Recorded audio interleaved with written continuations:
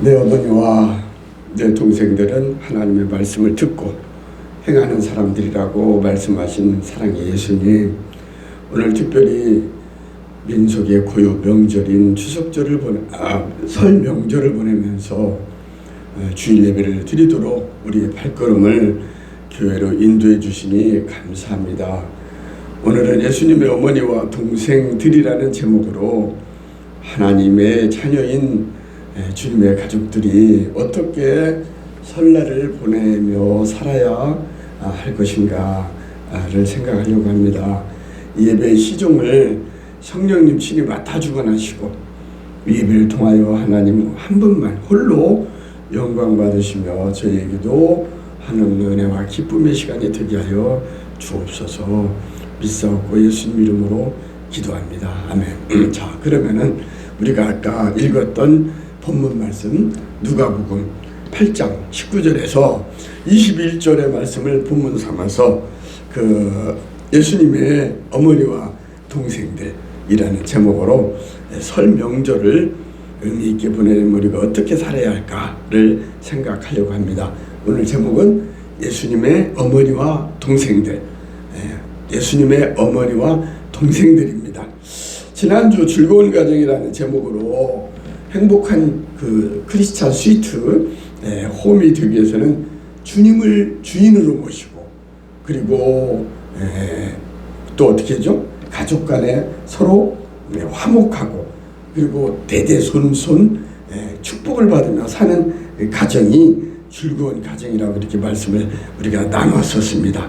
오늘은 설 명절을 어떻게 보내야 하나님께서 기뻐할까, 칭찬받는 설 명절이 될까 살펴보려고 합니다. 설은 우리가 잘 알다시피 그 추석절과 함께 우리 고유의 두 개의 가장 큰 고유 명절이죠.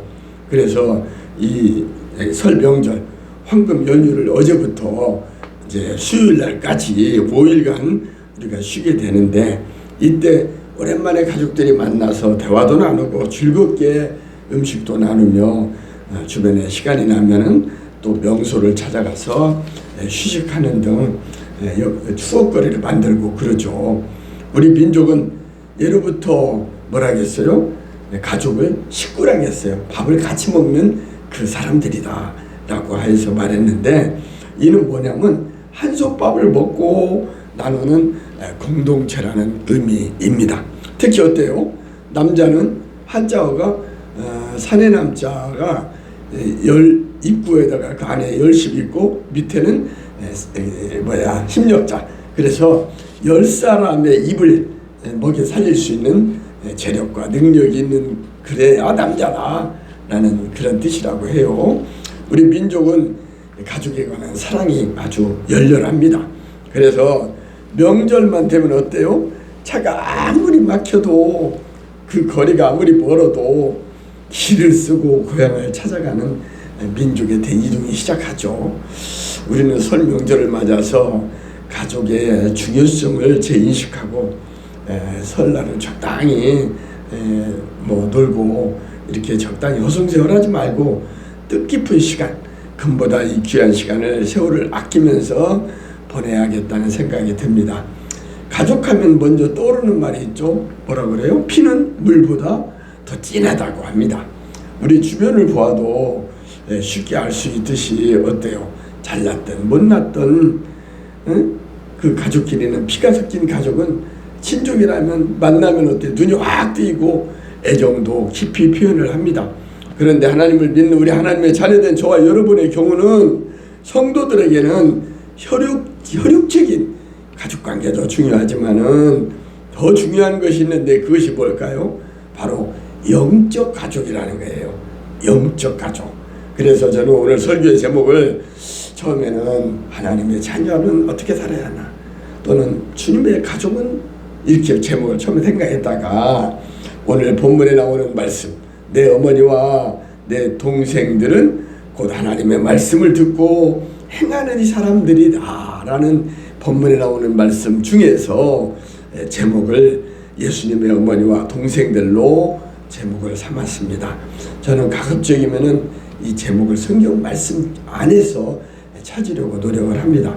오늘 본문에서 예수님의 어머니와 동생들이 왔지만 무리들로 군중 속에서 예수님께 가까이 만나지 못하는 것을 보고 어떤 사람이 말했어요. 예수님, 당신의 어머니와 동생들이 당신을 보려고 밖에 있습니다. 예수님께서는 뭐라고 했어요? 내 어머니와 내 동생들은 피부치가 아니라 어떤 사람이냐 하면은 하나님의 말씀을 듣고 그 말씀대로 행하는 사람이 바로 내 어머니요 내 동생들이다 라고 말씀을 합니다. 여기서 우리가 기억해야 할 것이 있죠. 예수님께서는 참된 혈육과 참된 가족 관계를 영적인 측면에서 해석해 줍니다. 다시 말하면 영적 가족은 육체적인 출생이나 유전에 의한 것이 아니라 영적인 관계, 믿음 안에서 예수를 영접함으로 예수 그리스도의 보혈의 공로로 죽어마땅한 죄악의 자리에서 생명의 자리로 인도함을 받고 하나님의 자녀로서 그 영혼이 거듭남으로 우리 하나님을 아버지로 부를 수 있는 관계를 말합니다. 예수님의 어머니와 형제 자매에 대하여 마태복음 12장 48절과 50절에도 보면 같은 내용이 나와요. 누가 내 어머니며 내 동생들이냐 라고 할 때 예수님은 손을 내밀어서 제자들을 가리키며 뭐라고 그래요? 에브리원, 누구든지 하늘에 계신 내 아버지의 뜻대로 하는 자가 바로 내 형제요 자매요 어머니다 라고 이렇게 구체적으로 말씀을 설명을 해줍니다. 여기서 우리가 오해하지 말아야 해요. 육신적인 것이 중요하지 않다는 말이 아닙니다. 육신적인 가족관계도 중요하지만 육신적인 것은 어때요? 땅에 속한 것으로 일시적으로 존재하다가 결국에는 없어지고 말아요. 그러나 영적인 것은 하늘에 속한 것으로 영원한 것이기 때문에 일시적인 만족보다는 영원한 가치를 우리는 중요한 것으로 여겨야 하겠습니다. 하나님의 자녀로서 영적 가족의 구성원으로서 합당한 삶을 살기 위해서는 하늘에 계신 우리 아버지의 뜻대로 하나님의 자녀답게 사는 것이 중요합니다. 그러면 지금부터 아버지의 뜻대로 사는 영적 삶이 어떠한 삶인지를 살펴보며 우리 함께 은혜의 시간을 갖기를 원합니다. 첫째는 뭐냐? 하나님의 말씀대로 살아야 한다는 거예요. 푸른 마르고 꽃은 시드나 우리 하나님의 말씀은 영원히 서는 것으로서 사람의 신앙과 행위의 그 기준, 잣대이며 척도입니다. 하나님께서는 하나님의 자녀로서 영적 가족으로 살아가도록 우리에게 생명의 말씀을 허락해 주셨어요. 우리는 육신을 위해서는 밥을 먹고 살아야지만 우리의 영을 위해서는 영의 양식이 되는 하나님의 말씀을 우리는 귀하로 묵상하며 들은 대로 그 말씀을 우리는 행하며 살아야 합니다. 그러므로 자녀된 우리들은 말씀에 순종하며 살아야 합니다. 예수님께서는 마태복음 7장 21절에서 말하기를 주여 주여 하는 자마다 다 그들이 천국에 들어가는 것이 아니라 다만 하늘에 계신 아버지의 뜻대로 행하는 자라야 천국에 들어간다고 말씀하셨습니다.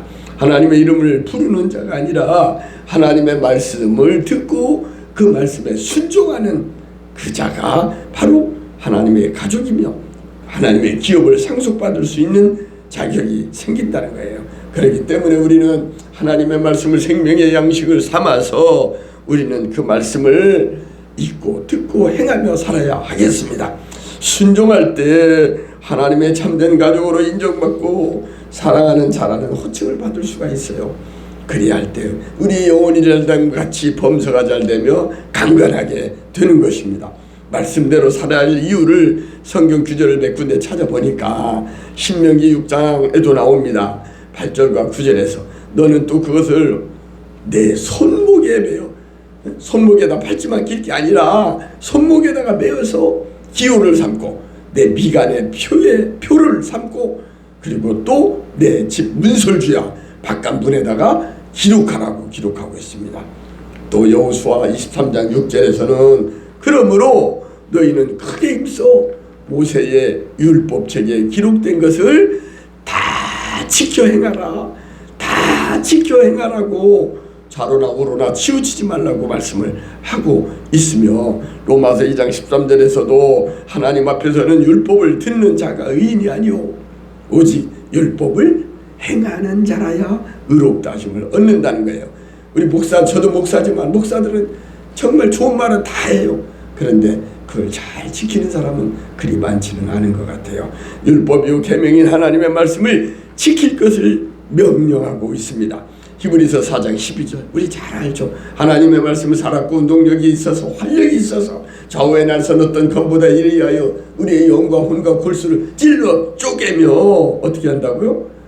그 마음의 생각과 뜻을 옛날에는 감찰이라 했는데 판단한다고 말하고 있습니다. 그렇기 때문에 우리는 하나님의 말씀을 듣지만 말고 행하며 살아야겠습니다. 두 번째는 뭐냐? 전도하며 우리가 살아야 해요. 전도하며 하나님의 자녀가 많아지고 강하기를 원합니다. 믿는 사람들이 확산되는 것이 바로 우리 각 가정을 향한 하나님의 명령이요 하나님의 소원입니다. 하나님은 당신의 자녀들, 다시 말해 믿는 사람들이 증가하는 것을 원합니다. 우리 교회가 지금 지지부진 사람들이 오지 않고 있지만 하나님이 원하는 바 아닙니다. 하나님께서는 이 자리가 꽉 차고 넘쳐서 인산인해를 이루며 하나님의 말씀이 흥왕하여 가며 하나님을 찬양하며 교제하며 하나님의 뜻을 이루어가기를 하나님이 뜻하신 바, 그러한 하나님이 원하고 바라는 뜻하신 그러한 하나님이 꿈꾸신 바로 그런 교회, 꿈의 교회가 되기를 바랍니다. 하나님은 당신의 자녀들, 다시 말해 믿는 성도들이 증가하길 원하는데 도대체 영적 가족들을 낳는 방법이 무엇일까요? 한마디로 그것은 전도입니다. 사도행전 1장 8절에 말하죠. 성령이 너희에게 임하시면 너희가 권능을 받고 예루살렘과 온 유대와 사마리아와 땅끝까지 이르러 네 증인이 되라는 것. 이것이 바로 우리 예수님의 지상 명령이요 우리를 향한 유언이라는 것입니다. 우리는 하나님의 영적 자녀는 전도를 통하여 출생하게 되는 것입니다. 그러므로 우리는 부지런히 전도를 해야 합니다. 낙심하지 말고 중단하지 말고 전도하다가 포기하지 말고, 디모데후서 4장 2절에서도 말하죠. 너는 말씀을 전파하라. 때를 얻든지 못 얻든지 항상 힘쓰라. 범사에 오래 참음과 가르침으로 경책하며 경계하며 권하라고 말씀합니다. 바울은 하나님의 뜻을 잘 알고 있었던 사람입니다. 사도행전 20장 24절에도 이렇게 고백을 합니다. 내가 달려갈 길과 주 예수께 받은 사명, 곧 우리 모든 사람에는 각자 사명이 다 있습니다. 저는 목사로서 사명이 있고, 또는 사모로서 사명이 있고, 또는 직분을 맡은 장로, 권사, 집사 등 각자의 사명이 다 있죠.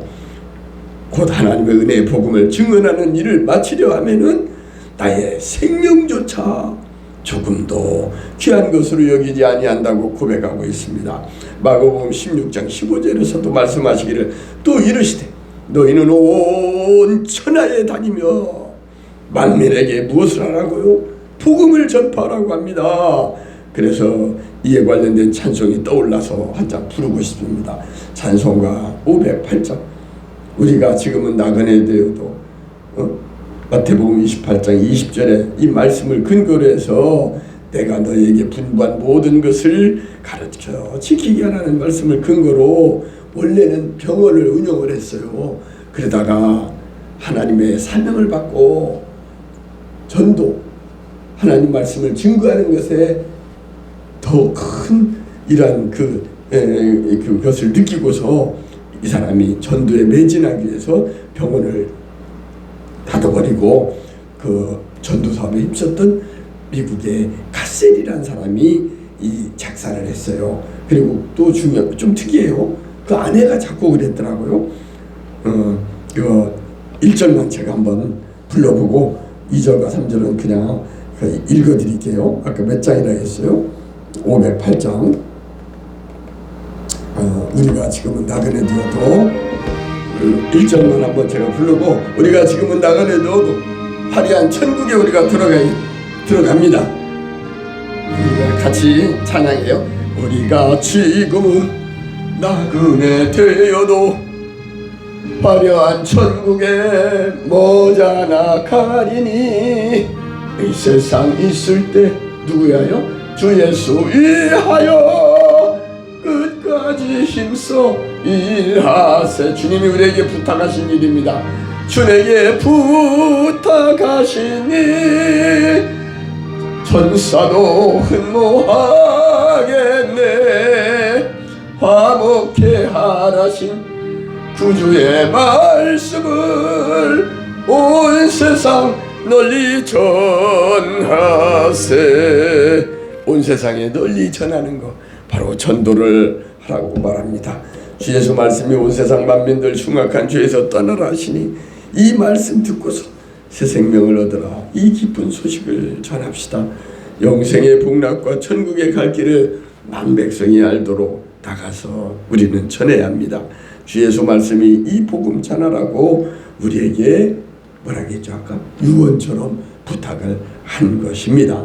바로 그것이 전도예요. 전도. 우리 주님은, 우리 하나님은 예배 드리는 걸 가장 기뻐하시고, 그러니까 우리가 전도할 때 하늘의 스타를 만들어준대요. 하늘의 별과 같이 빛날 수 있도록 우리에게 복을 주신다고 합니다. 마지막으로는 서로 사랑하며 미워하지 말고 서로 사이좋게 화목하며 용서하며 사랑하라고 합니다. 하나님은 사랑입니다. God is love. 우리가 그렇죠. 잘 알죠. 하나님의 속성은 바로 사랑입니다. 하나님께 속한 자나 하나님께로부터 난 자가 다 사랑하게 되어 있습니다. 하나님의 자녀요 천국 백성이라고 하면서도 미워하고 사랑하지 않는다면 그것은 하나님을 속이고 거짓말하는 것입니다. 사도 요한은 요한일서 4장 7절과 8절에서 하나님은 사랑이시다 라고 하면서 이렇게 노래를 합니다. 사랑하는 자들아, 우리가 서로 사랑하자. 사랑은 하나님께 속한 것이니 사랑하는 자마다 하나님으로부터 나서 하나님을 알고 사랑하지 아니하는 자는 하나님을 알지 못하나니 이것은 하나님은 사랑이다. 뭐라고요? 하나님은 사랑이라고 압축하여 말합니다. 찬송 한 장을 더 부르고 싶은데 그 294장 사랑에 관한 찬송이에요. 하나님은 외아들을 주시는 데까지 우리를 사랑하니 참 사랑이 아니냐고 노래하고 있습니다. 제가 그냥 가사를 읽어드릴게요. 노래를 생략하고, 하나님은 외아들을 주시는 데까지 세상 사람을 사랑하니 참 사랑이로다. 하나님은 사랑이라 죄악에 빠졌던 죄악에 헤매이며 영벌에 빠질 우리까지 사랑하니 참 사랑이 아니겠는가 라고 이렇게 노래하고 있습니다. 요한복음 13장 34절과 35절에서도 예수님께서는 새 계명을 너희에게 주노니 뭐예요? 서로 사랑하라. 내가 너희를 사랑한 것 같이 독생성자 예수 그리스도를 십자가에 매어 달려 죽기까지 너희를 사랑한 것 같이 너희도 서로 사랑하라 하시며 미워하지 말고 서로 불평하지 말고 원망하지 말고 이전 것은 지나갔으니 보라 새 것이 되었다는 것처럼 이제 2050년은 지나갔습니다. 26년의 새해가 밝아왔는데 벌써 2월 15일입니다. 오늘이. 세월은 살과 같이 빠릅니다. 살과 같이 빠른 광음을 지날 때 우리는 부지런하게 게으르지 말고 열심을 품고 주를 섬겨야 되겠습니다. 내가 너희를 사랑한 것 같이 너희도 사랑하라고 합니다. 너희가 서로 사랑하면 이로써 모든 사람이 너희가 내 제자인 줄 알리라. 내 제자라고 하면서 12제자 중에는 예수님을 팔아먹은 가룟 유다도 있잖아요. 차라리 나지 않았으면 좋았을 것을. 그 결과가 어떻게 됐습니까? 목매달아 자살했어요. 우리는 사랑해야 합니다.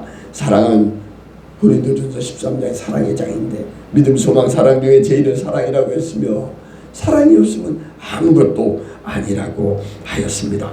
우리 주변에 보면 가정들마다 가훈이 있죠. 제가 전에 섬기던 교회 장로님 가정에 요즘 그 장로님 그 교회 나왔습니다마는 그 집에 가정에 방문했더니 벽에 나는 주님만 섬기겠노라 그런 말이 있대요. 오직 나와 내 집은 여호와를 섬기겠노라 라는 걸 본 적이 있습니다. 저는 하나님을 기쁘게 하는 그러한 가정이 되기를 원합니다. 가정들이 가훈이 있는데 우리는 하나님의 자녀로서 영적 형제 자매들인 하나님의 가족으로서 하나님의 성품인 사랑의 성품을 드러내며 서로 사랑하며 사이좋게 용서하고 화목하게 지내는 것이 중요합니다.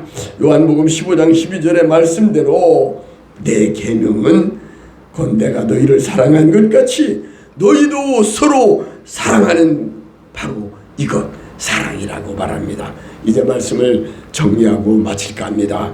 하나님의 자녀로서 주님의 가족은 어떻게 살아야 한다고요? 하나님의 말씀대로 살으라고 합니다. 또 전도하며 살아야 한대요. 왜요? 주님의 전도가 지상 명령이요 우리를 향한 유언이기 때문입니다.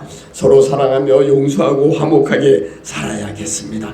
하나님의 말씀을 듣고 행하는 사람이 바로 예수님의 어머니와 동생들인 걸 기억하고 우리는 말씀에 순종하며 살다가 저 거룩한 성 새 예루살렘에서 금은보화가 가득하고 구원받은 백성들이 천군 천사와 함께 하나님과 기뻐 뛰며 춤추며 찬양하며 사는 저 하늘나라의 주인공들이 다 되는 저와 여러분들이 되시기를 간절히 축원합니다.